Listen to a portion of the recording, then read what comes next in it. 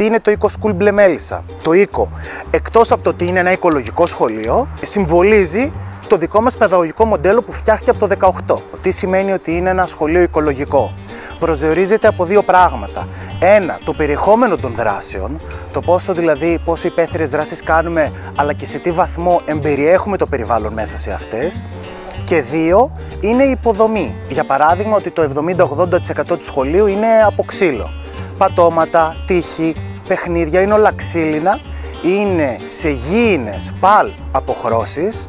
Όλες οι αίθουσες έχουν πάρα πολύ φυσικό φωτισμό και φυσικό αερισμό και από όλες τις αίθουσες μπορείς να δεις τα φυτά. Τα κλίματά μας, το δασάκι πίσω, τα lucidum, όλα αυτά εδώ πέρα είναι πάρα πολύ σημαντικό για ένα παιδί, γιατί αισθάνεται ότι είναι πάρα πολύ κοντά στη φύση και στο περιβάλλον. Επομένως έχουμε παιδαγωγικά, όπως ονομάζουμε, μια αγίωση, μια ηρεμία. Γιατί να φτιάξουμε ένα νέο παιδαγωγικό μοντέλο από τη στιγμή που βλέπουμε ότι υπάρχουν τόσες ωραίες και καινοτόμες προσεγγίσεις? Γιατί όλες αυτές οι προσεγγίσεις, εννοείται ότι υπάρχουν και οι εξελίξεις τους, δεν θεωρώ ότι μας κάλυπταν 100%. Με άλλα λόγια, πιο απλά, πήραμε στοιχεία από Μοντεσόρι, από Φρενέ, από Φρέιρε, από Ντιούι, από Πασταλότσι, από Λόρις Μαλαγκούτσι. Τα αναπροσαρμόσαμε επιλεκτικά, δηλαδή πήραμε ποια κομμάτια μας ταιριάζουν και φτιάξαμε το Eco. Από το Experiential, Critical και Outdoor School. Με αυτούς τους τρεις να είναι οι κεντρικοί πυλώνες της παιδαγωγικής μας.